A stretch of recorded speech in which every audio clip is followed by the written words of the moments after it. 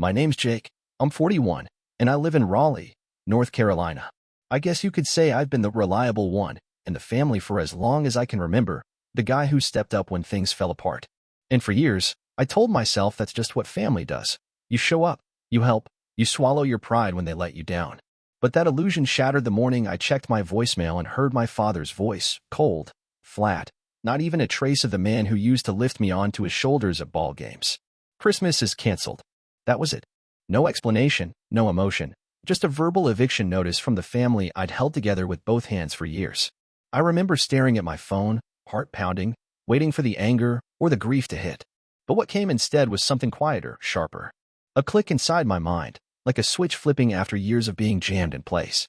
I calmly texted back, got it, then reached for the mortgage file I kept in my home office.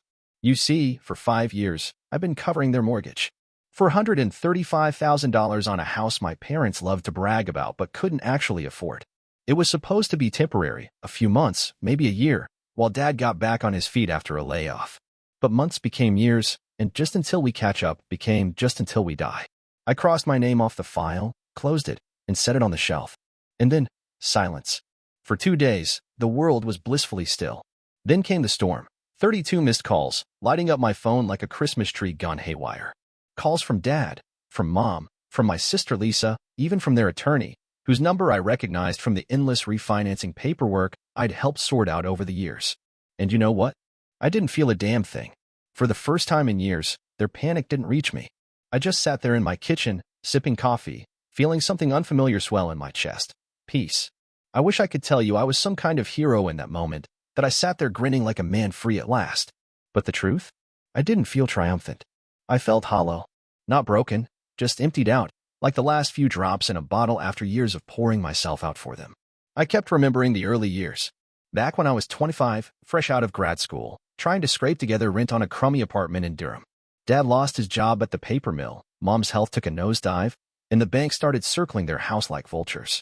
I remember the night they called, their voices tight with shame, asking if I could just help out for a couple months. Back then, the answer was easy, of course. They were my parents. But just a couple months turned into paying off their credit cards, then covering Lisa's car payments when she lost her job, then fronting the cash for their trip to Maui because, and I'll never forget this, we need one last family memory before we're too old. I told myself they'd make it right someday. That I was investing in us, not just them. That family was a long game, and you don't keep score. And now, here we were. 2 days of silence turned into 2 days of frantic outreach on their end, voicemails piling up, texts that swung between guilt-tripping and desperate. Mom begging me to talk. Dad demanding I'd be reasonable. Lisa, the perpetual peacemaker, texting long paragraphs about how we could figure this out like adults. What none of them understood was that I was being an adult, just not the kind they were used to. Because adulthood, I realized, wasn't about endlessly bailing people out. It was about knowing when to stop drowning yourself for folks who won't even grab a lifeline. By the third day, something in me settled, not with peace, exactly, but with clarity. I got up early, made coffee, and sat by the window watching the sun come up over the Raleigh skyline. It's funny, the things you notice when the noise dies down. The soft creak of the floorboards. The way sunlight hits the chipped mug you've been using for years. I thought about all the times I'd rushed to their side, the middle of the night phone calls, the panicked, Jake, we need you moments. I'd driven 4 hours once to help Lisa move apartments after a breakup, canceled vacations to sort out Dad's hospital bills, lent Mom money for repairs on the house I wasn't even on the deed for. And what did I get back? A voicemail. Christmas canceled. Expect a call from my father's attorney. That morning, as I sat in the quiet, it hit me. Maybe I was the only one who ever thought this was a family. Maybe for them, I was just the safety net, the backup plan, the person you call when you've run out of options. Their panic wasn't about missing me. It was about missing my usefulness. So when Lisa called, her name flashing on my screen for the 6th time that morning, I didn't answer. I let it ring until it stopped, then set the phone down and took a deep, unshakable breath. For the first time in my adult life, I was learning what it meant to let people sit with the consequences of their choices. That afternoon, I laced up my old sneakers and left the house without a plan. My neighborhood in Raleigh, the part with crumbling sidewalks and stubborn oak trees, has always been my quiet place. No phone in my pocket, no destination, just me, the pavement, and the slow unraveling of years I hadn't realized were wounds so tight inside me. With every step, pieces of my past came back like old ghosts. I saw myself at 17, freezing fingers wrapped around a tangled string of Christmas lights, while Dad barked orders and Mom waved from the window, telling me to smile. I saw Lisa's college graduation, me in the background, juggling cameras and drinks, making sure everyone else got to enjoy the day.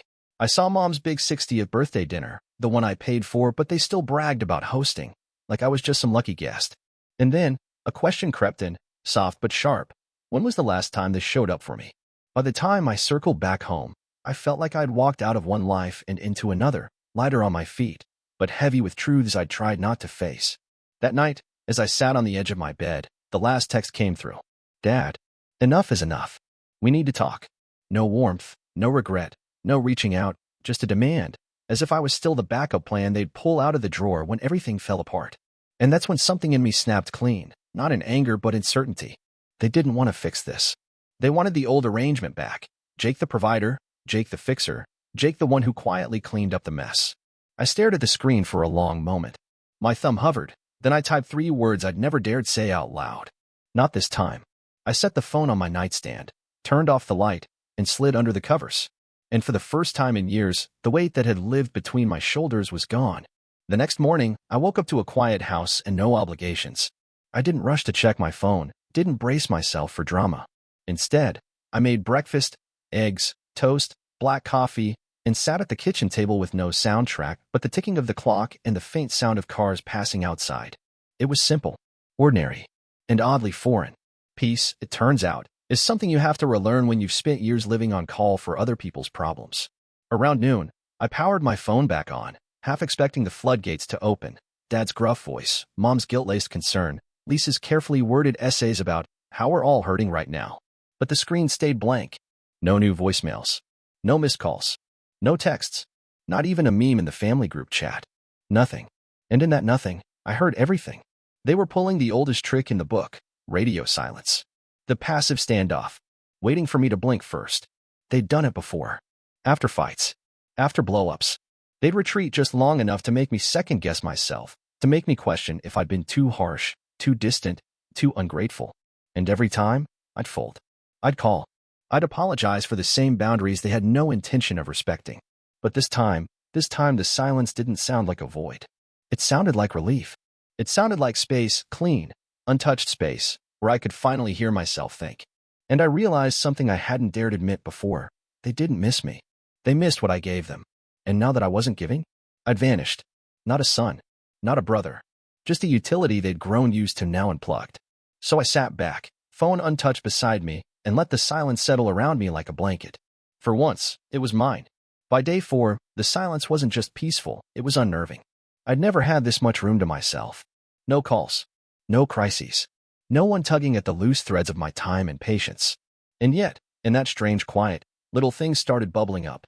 I found myself walking past the mirror in the hallway, catching a glimpse of a man I barely recognized, jaw a little tighter, hair flecked with gray I hadn't noticed before, eyes that looked older than I remembered.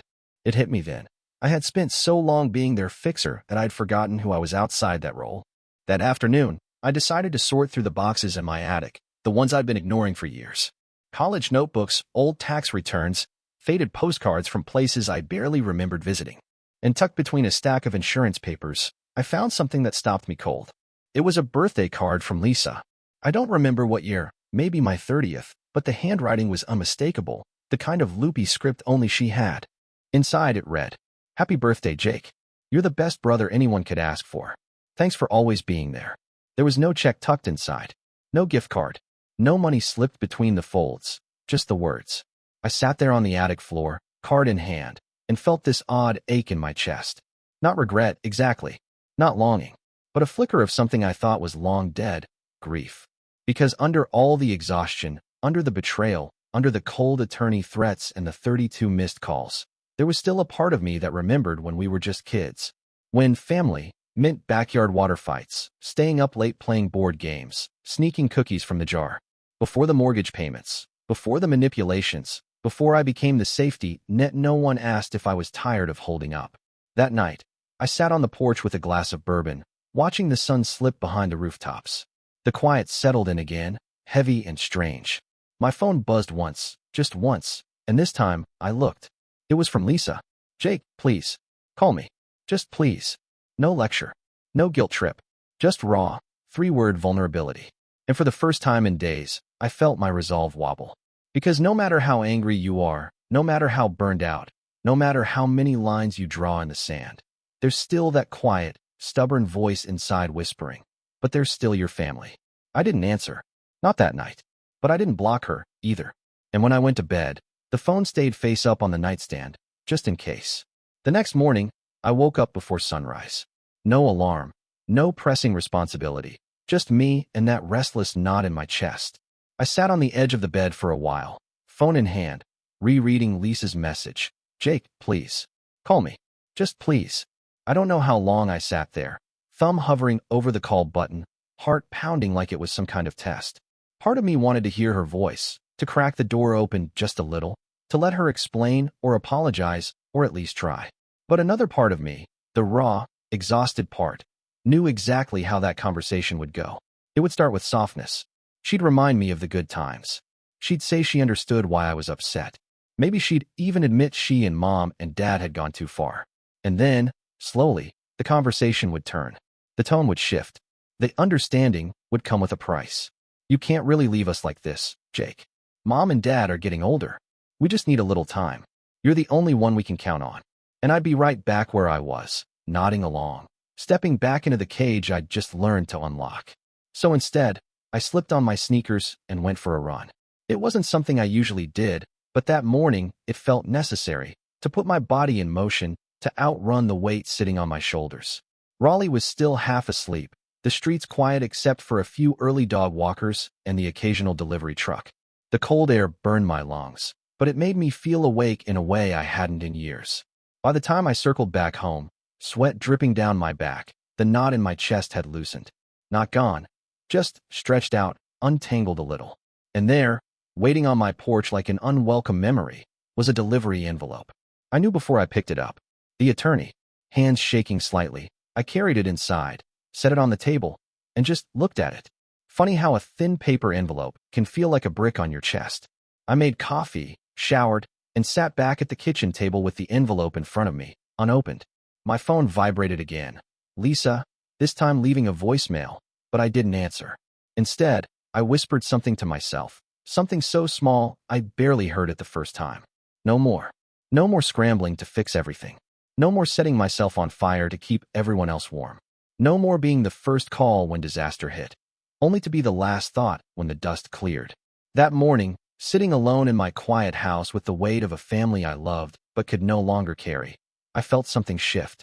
For the first time, I was on my own side. I didn't open the envelope right away. It sat on the table for hours, a quiet threat in legal paper, daring me to look. I made excuses, took out the trash, folded laundry I didn't care about, scrolled through old playlists just to hear something familiar. But that envelope? Still there, still waiting. Around 4 in the afternoon, I finally broke. I slid my finger under the flap and unfolded the neatly clipped documents. 3 pages, all clinical, cold. Legalese soaked in indifference. A formal notification, effective immediately. My father was removing me as co-signer on the house. Any prior verbal or informal financial arrangements were nullified.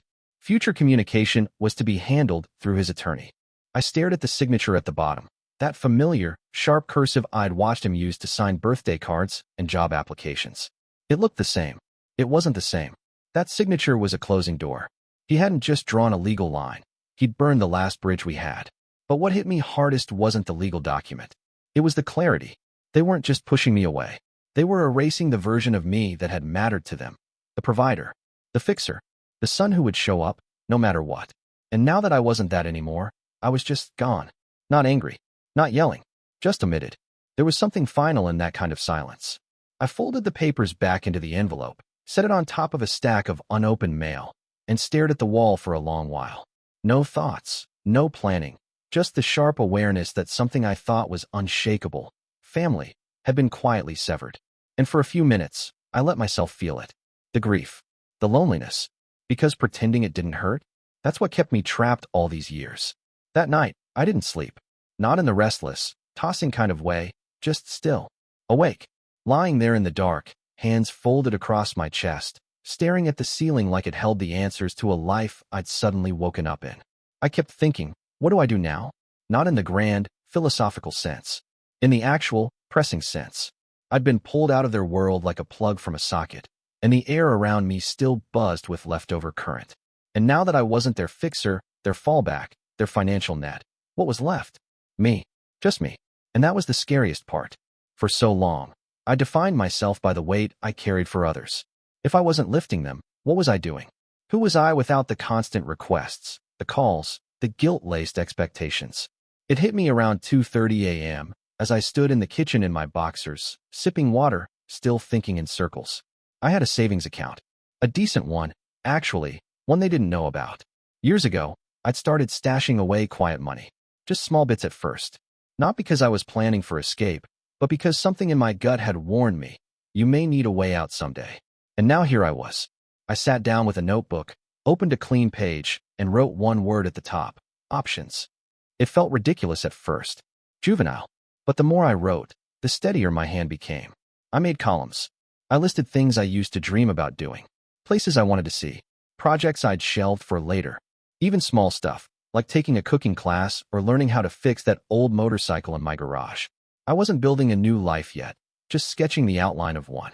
By sunrise, I had 3 pages of notes and a feeling I hadn't had in years. Not freedom, not revenge, hope, a kind of quiet, tentative hope that maybe, just maybe, there was life beyond being needed. And maybe, for the first time, I could choose what that life looked like. It happened 2 days later. I'd just come back from the hardware store, a box of motorcycle parts tucked under my arm and grease already on my hands. I wasn't fixing anything urgent, just tinkering, just doing something for me for the first time in I don't know how long. I was in the garage, sleeves rolled up, the kind of quiet music playing that doesn't beg for attention. And that's when I heard it. A knock. Not a text. Not a call. Not a voicemail. An actual knock on the front door. For a second, I froze. Not out of fear, just recognition. Some part of me knew who it was before I even looked. I wiped my hands on a rag, walked through the kitchen, and paused just before opening the door. Through the glass, I saw Lisa. No parents. Just her. Hair pulled back, eyes tired, arms crossed like she didn't know what to do with them. I opened the door halfway. Didn't invite her in. Just stood there, letting her decide how this would go. She offered a weak smile, the kind that hides more than it says. I figured you wouldn't answer if I called, she said. She wasn't wrong. I needed to see you, she added. In person. I didn't say anything. Just stepped outside and pulled the door shut behind me. Whatever this conversation was going to be, it wasn't happening in my house. Not yet. We stood on the porch like strangers, 2 people with shared memories, but a broken bridge between them. She looked down at the ground, then up at me. Dad's not doing great, she said. Health-wise. He won't admit it, but he's been having chest pains. Mom's scared. I waited. She swallowed hard. They don't know I'm here. Honestly, if they knew, they'd probably be furious. Still, I said nothing. Not out of spite. Just clarity. Because this, all of this, had nothing to do with guilt. It had to do with pattern. With them needing something again. Lisa shifted on her feet. I'm not here to pull you back in. She sighed. I think you were right to step away. I think I knew it too. I just didn't want to admit it. That hit harder than anything else. Because for a second, just a second, I saw the sister I remembered. The girl who used to knock on my bedroom door with cookies after a bad day. The one who used to show up before everything became so conditional. I'm not coming back, I said finally, voice even. Not like before. She nodded. Slowly. I know. There was a pause, a long one, and then, quietly, she asked, but would you come see him? Just once. I didn't answer. Not because I didn't know, but because I wanted the silence to mean something. I didn't answer Lisa on the porch. Instead, I stood there for a while, letting the weight of the moment settle between us. She didn't push. She just waited, arms folded tight across her chest, eyes flicking between mine and the ground, as if she understood this wasn't the kind of thing that needed fast words. Finally, I said quietly, I'll think about it. And I meant it. Not in the dismissive way, not as a brush-off, but as the first honest promise I'd made to her in a long time. I would think about it. Not because they deserved it, but because I needed to know what kind of man I wanted to be on the other side of this mess. Lisa gave a small, almost imperceptible nod, like she understood that was the best she was going to get from me today. Without another word, she turned, walked down the steps, and drove off, leaving me standing on the porch, barefoot and aching, watching her taillights vanish down the street. That night, I sat on the edge of the bed again. The phone was on the nightstand. I stared at it. Thought about the hospital rooms I'd sat in over the years, the chairs pulled up beside my parents' beds, the long hours spent waiting, hoping, bargaining in silence. And I asked myself the hardest question of all. If I walk away now, can I live with it? Not just today, not just tomorrow, but 10 years from now, when they're gone, when Lisa is the only one left, when the house is sold and the rooms are empty. Will I be okay carrying the weight of being the one who didn't come back? I didn't sleep much that night, but by dawn, I knew. It wasn't about them anymore. It wasn't about forgiveness or revenge or proving anything. It was about choosing who I wanted to be when no one was watching. So that morning, I packed a small bag. Nothing dramatic. A book for the waiting room. A change of clothes. And I drove to the hospital. When I walked into that room, Dad was asleep, pale against the sheets, and Mom was sitting by the window, pretending to read a magazine she hadn't turned a page in for an hour. Lisa looked up, eyes wide with something between shock and gratitude. She didn't say a word, just stood slowly, like she was afraid any sound would break the moment. And I realized, as I stood there, bag in hand, heart thudding against my ribs, I wasn't there for Dad. I was there for me. For the part of me that needed to walk in, stand tall, and know I could leave again on my terms, not theirs. For the part of me that needed to say, without words, I am no longer your rescuer, but I am still your son. And as I sat down in the corner, pulled out my book, and felt the quiet wrap around us all, I understood something I never had before. Walking away had taught me who I was, but coming back on my own terms showed me who I'd become.